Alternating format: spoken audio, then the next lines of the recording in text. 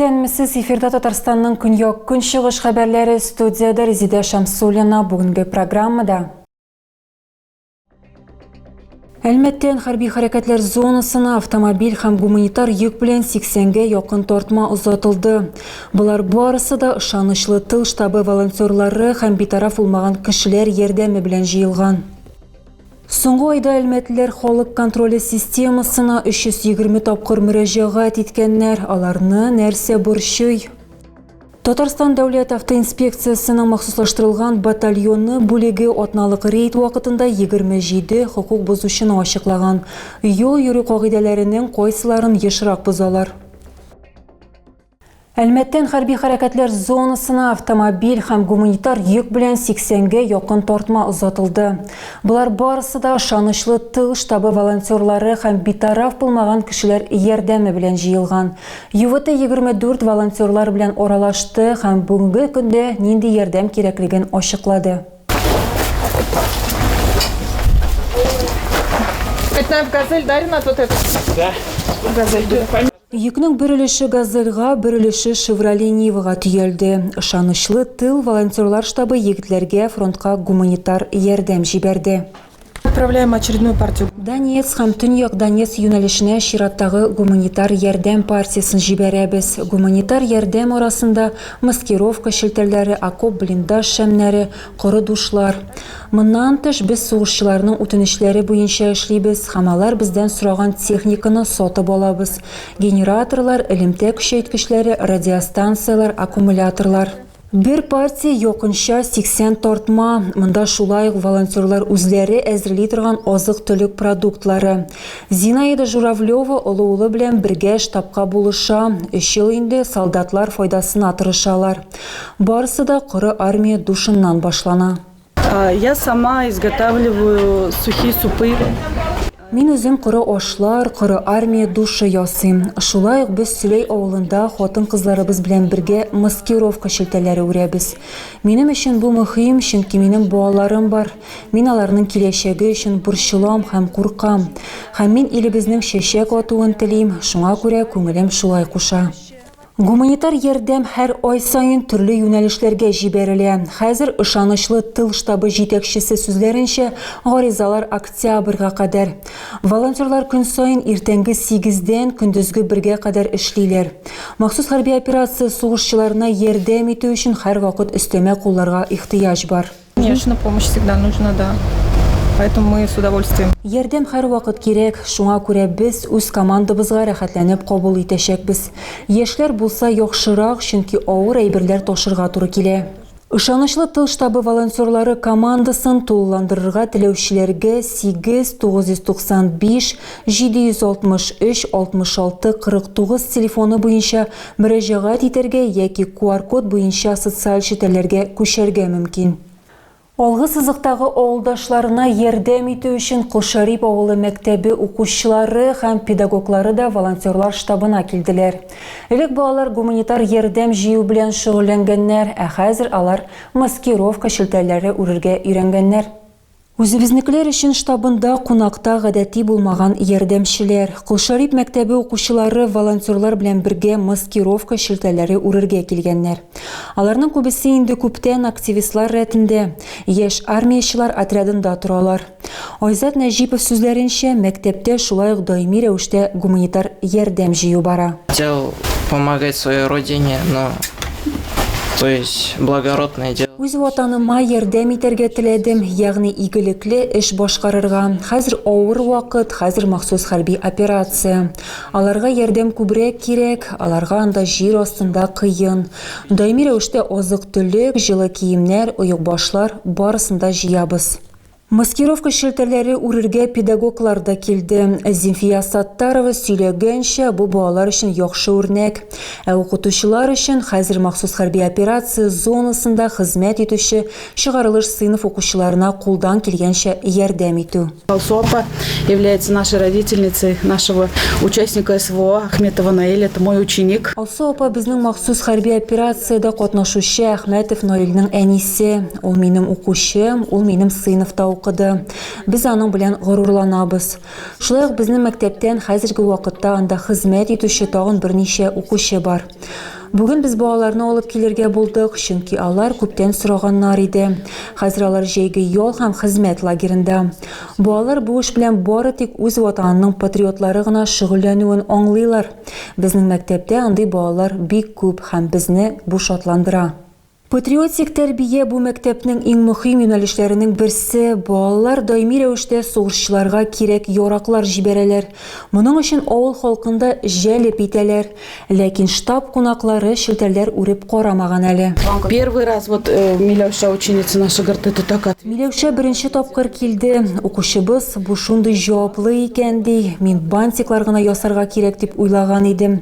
Менә беренче тапкыр күрсәттеләр, хәтта куллар калтыранды. Бу бит җаваплы эш. Педагог тыйнак кына билгеләп үткәнчә, бу ярдәм диңгездән бер тамчы, әмма һәр маскировка шелтәре яки окоп шәме фронтта кемнеңдер гомерен саклап калырга мөмкин. Волонтерларга теләгән һәркем кушыла ала. Экраннарыгызда сез штабның адресын һәм телефон номерын күрәсез. Татарстан дәүләт автоинспекциясының махсуслаштырылган батальонны бүлеге атналык рейд вакытында 27 хукук бузучыны ачыклаган. Алар арасында 12 машина йөртүче куркынычсызлык каешын такмаган килеш тотылган, 3-се балаларны салонда йөртү кагыйдәләрен бузган. Здравствуйте, Курс Бюро старшего полиции. Валерий Георгиевич, страховка есть у вас? Автоинспекторлар Казан-Оренбург трассасының 237 шақырымында эшләделәр. Бу юл төбәктә иң авариялы юлларның берсе. Еш очрый торган хукук бузуларның берсе куркынычсызлык каешын такмау. Әлеге ират та хукук сакчыларын бу беренче очрак дип ышандыра. Мин һәр вакыт каешымны эләктерәм, хәзер кибеткә генә чыктык. Әмма штрафтан кутылып булмады, иратка беркетмә төзелгән. Тагын бер популяр бузу алгы тәрәзәләрне караңгылату. Проверка производится 3 раза. 4 точек. Ну давай, дай дальше про деньги. 15%.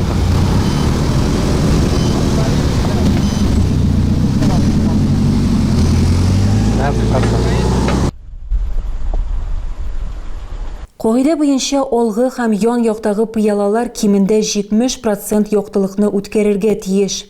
Әгәр бу норматив үтәлмәсә, машина йөртүчене 500 сум күләмендә штраф көтә. Беркетмәләр машина йөртүчеләргә генә түгел, кагыйдәләрне бузган очракта пассажирларга да язылган.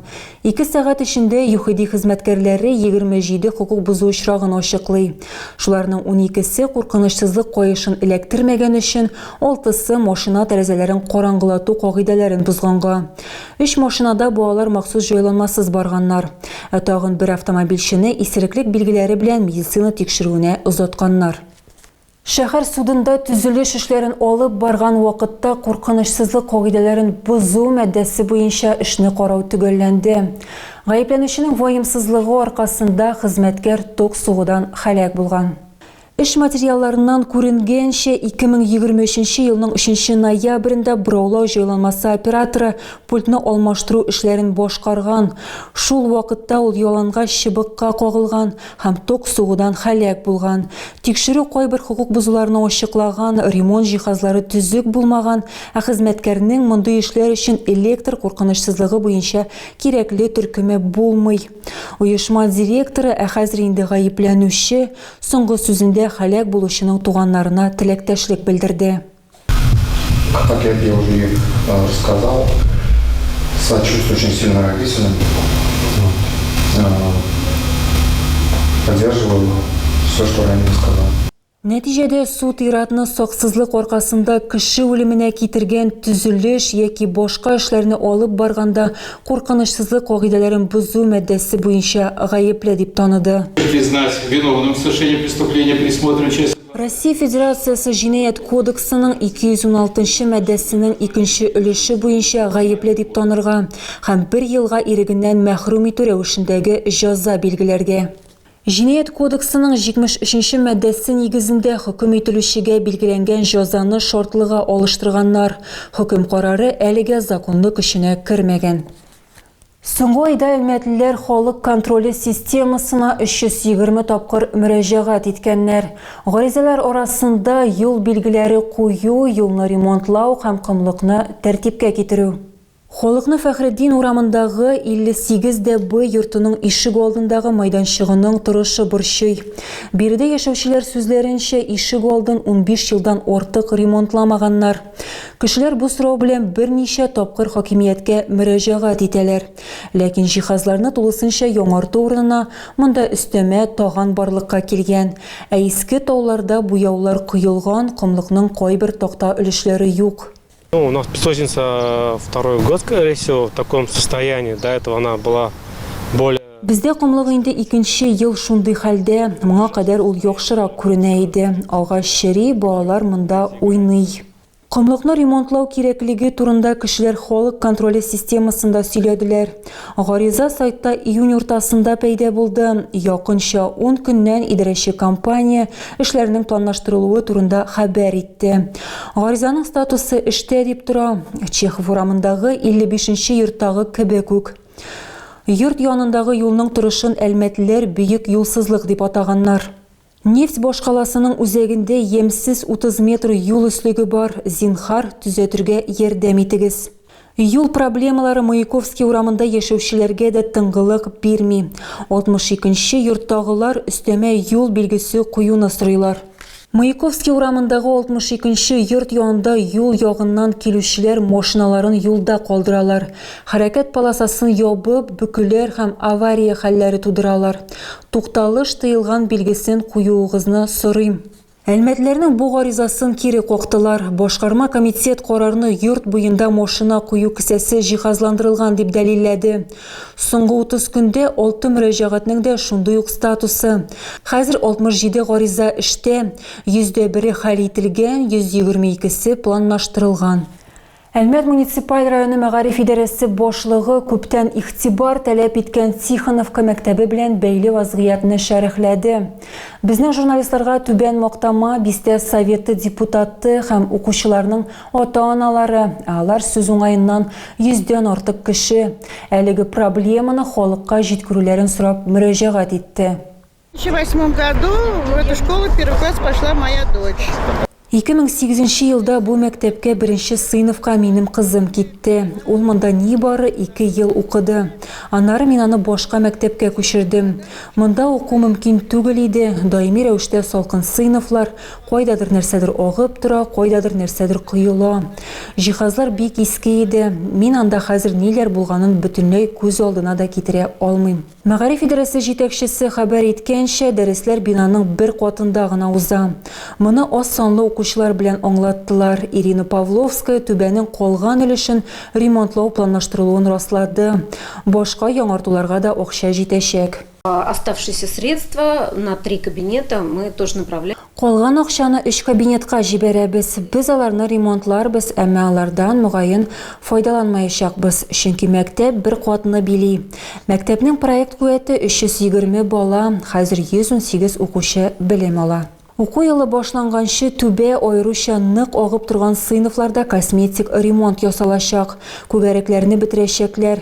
Шулай ук мәгариф идарәсе башлыгы аңлатканча, икътисади вазгыять аркасында мәктәпне капиталь ремонт программасыннан алганнар. Тагы да күбрәк яңалыклар һәм тапшырулар белән безнең сайтта таныша аласыз. Без социаль челтәрләрдә дә бар, хәбәрләр юллагыз. Бүгенгә менә шулар, мин сезнең белән сау булашам. Исән-имин булыгыз.